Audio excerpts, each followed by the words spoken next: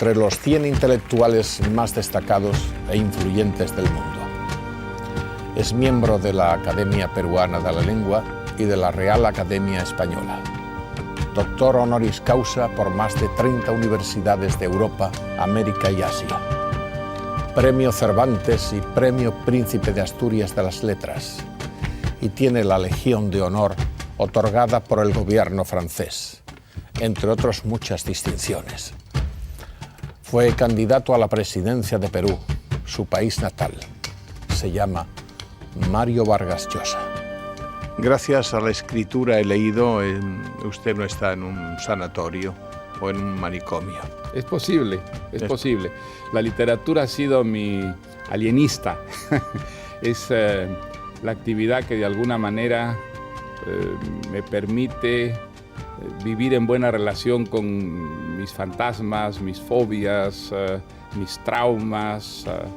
A otras personas, pues eso se los curan los psicólogos, los psicoanalistas, el alcohol, las drogas. Yo creo que a mí la literatura me resuelve de alguna manera los problemas. No me los resuelve, me permite vivir con los problemas, acomodarme con ellos. Y creo que eso es lo que hace una vocación. Cuando una vocación es muy fuerte y se impone y organiza la vida de una persona, pues eso canaliza todo lo que hay en ella, lo bueno y también lo malo, ¿no? Su obra antes de los 30 años fue portentosa, un poco más, y era usted Lope de Vega, ¿no? Quiero decir, escribía mucho, ¿no? Escribía mucho, sí, desde muy joven, es verdad, porque, bueno, yo descubrí la vocación muy joven, creo que incluso de niño, pero más como lector, ¿no? Al principio que como escritor. Aprender a leer a mí me cambió la vida. Yo siempre recuerdo, tenía 5 años en Cochabamba y recuerdo todavía el maravilloso enriquecimiento de la vida gracias a las aventuras que me hacían vivir a mí los libros que leía.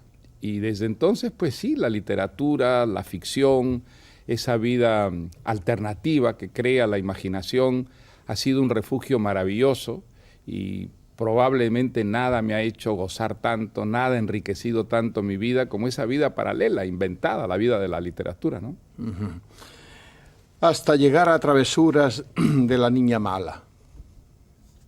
Mi última novela, efectivamente. Su última novela. Bien. Y en su última novela está El verdadero rostro del amor.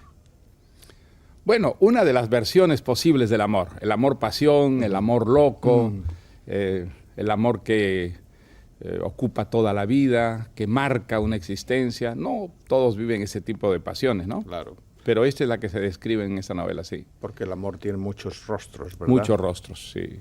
Y usted los ha conocido casi todos. No, creo que son demasiados para que una sola persona los conozca. Pero siempre pero mucho tiempo estuvo dándome la vuelta a la cabeza la idea de escribir una historia de amor, que creo que es uno de los temas más difíciles de la literatura por la enorme carga de obras maestras con este tema, pues que gravitan en la historia de la literatura, ¿no?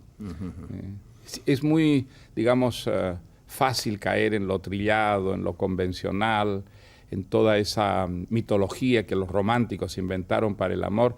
Así que era un desafío que me daba vueltas a la idea de escribir una historia de amor moderno, un amor tal como se puede vivir o se vive en nuestra época, muy distinta de la del siglo XIX, de la del siglo del romanticismo, ¿no? ¿Usted ha conocido el amor? Sí, lo he conocido y debo al amor quizá los momentos más exaltantes, más intensos, también más desgarradores de la existencia, ¿no? ¿Los momentos más hermosos de su vida van asociados al amor o a los premios? No, a los premios no, pero sí a la literatura, ¿ah? A la literatura, el placer que a mí me ha podido producir la literatura. No sé, no me atrevo a decir que ha sido tan intenso como el placer que me ha producido el amor, ¿no es cierto? Son cosas distintas. La literatura pues son fantasmas, el amor son personas de carne y hueso y quizá nada es tan auténtico, tan vívido, como una persona de carne y hueso a la que uno ama y por la que se siente amado. Creo que es la experiencia suprema, pero algo de eso vivo también con la literatura y gracias a la literatura, ¿no? O sea que el amor existe. Sí, El amor existe y es probablemente la experiencia más importante que puede vivir un ser humano, sin ninguna duda.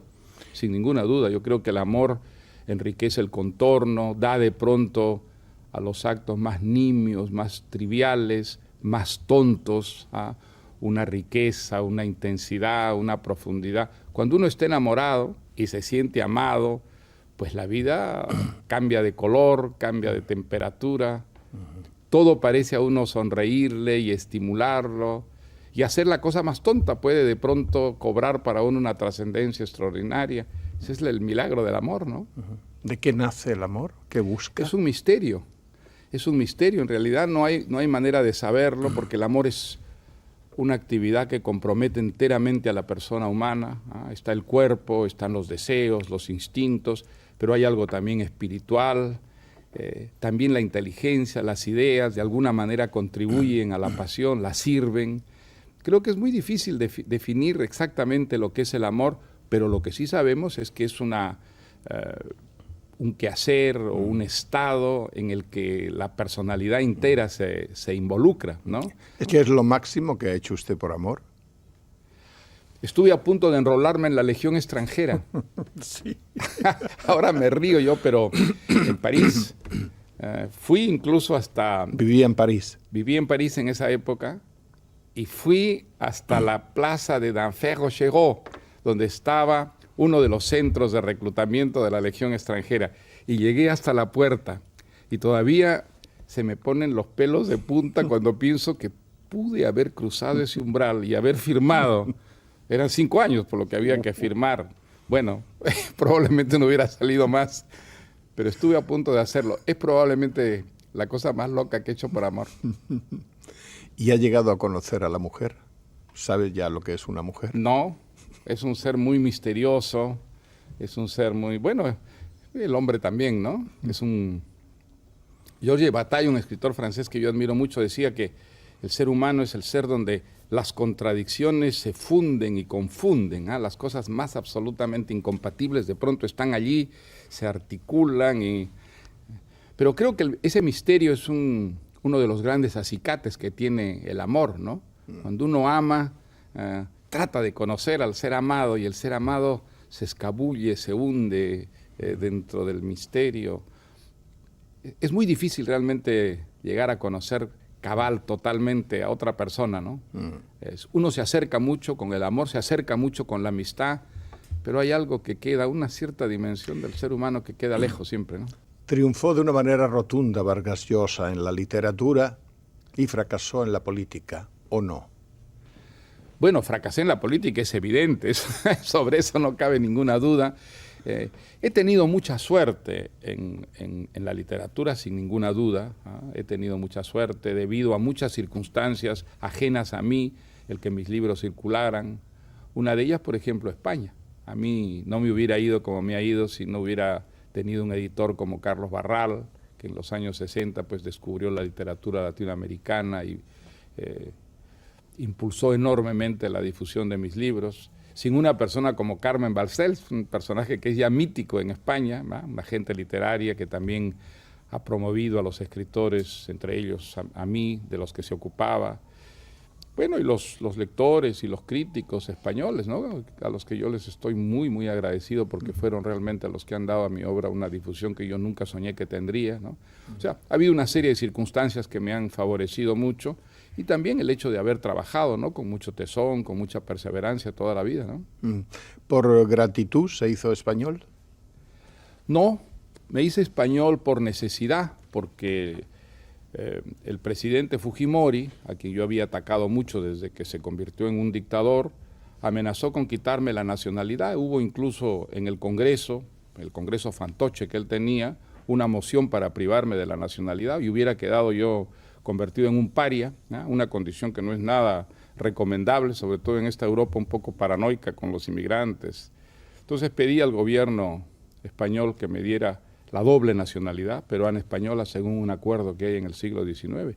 Y le estoy muy agradecido yo a Felipe González, que fue el que realmente hizo que este trámite se me diera muy rápidamente, y entonces a mí y a toda mi familia nos dieron la doble nacionalidad, con lo que quedé yo protegido contra el riesgo de volverme un paria, ¿no? ¿Es posible enamorarse de alguien que miente? Sí. Es posible enamorarse de alguien que miente y comete toda clase de crueldades. Que no puede ser fiel. El amor puede tener un componente masoquista, de hecho en muchos casos lo tiene, o sádico. En el amor se vuelca todo lo que somos, lo mejor, pero también lo peor que tenemos, ¿no? ¿A usted le ha pasado el enamorarse perdidamente, ¿no? Me ha pasado, desde luego. Sí, sí. Claro que sí. De alguien que no lo merecía. Bueno, no me atrevo a llegar a esas intimidades. O al revés. Pero creo haber vivido los grandes tumultos del amor. Los grandes tumultos, las revoluciones afectivas, emocionales que el amor provoca, sin ninguna duda. Y desde luego no lo deploro, aunque el amor pues me ha hecho feliz, también me ha hecho muy infeliz, pero sin embargo me ha hecho vivir más intensamente que muchas otras cosas, desde luego, ¿no? ¿Qué está pasando en América Latina? Pues que ha resucitado otra vez el populismo, esa visión ingenua de que la única manera de traer la prosperidad, la modernidad es o mediante la violencia, o mediante recetas que la historia ha demostrado son absolutamente inservibles para lo que se quiere conseguir. En estos momentos, pues nacionalizar empresas, convertir al Estado en el empresario, en el gran fiscalizador de la vida económica, cuando esas políticas han empobrecido ferozmente a los pueblos y han creado dictaduras que no conoció jamás el pasado, ¿no es verdad? Es una absurdidad total, y sin embargo en América Latina ese tipo de recetas están resucitando, ¿no? En algunos países, no en todos. Esperemos que ese renacimiento del populismo no prospere, ¿no? O el resurgimiento de los dictadores. Exactamente. Es una de las consecuencias que puede tener, por desgracia, el populismo. El populismo en algunos casos puede derivar hacia una dictadura, como está ocurriendo en Venezuela. De hecho, ya el gobierno de Hugo Chávez, aunque tenga unos orígenes democráticos, pues es hoy día mucho más una dictadura que una democracia. O puede provocar levantamientos que resuciten el militarismo de nefasta memoria en América Latina. ¿Sí? Las dictaduras militares son una de las razones principales de nuestra pobreza, de nuestro atraso, de nuestra marginación. Así que hay que, yo creo, resistir ese populismo de una manera muy enérgica. Pero afortunadamente hay muchos países en América Latina donde el populismo no ha aprendido, Chile, por ejemplo, y al contrario, hay unas políticas modernas, sensatas, que están trayendo pues, beneficios al país, ¿no? Yo le digo Fidel, ¿y usted qué me dice? Dictador. El dictador más largo de la historia de América Latina y uno de los más largos de la historia del mundo. Pronto va a cumplir 50 años en el poder. 50 años. Bueno, ahora creo que son 49, pero el próximo año pues serán 50 años, o sea, medio siglo. Casi 4 generaciones de cubanos no conocen sino la dictadura. Me encantaría seguir con usted, pero ya sé que no para. Tiene usted una marcha extraordinaria. Muchas gracias, buenas noches, buena suerte. Muchas gracias también, muchas gracias. Y suerte también para Travesuras de la Niña Mala. Gracias. Buenas noches.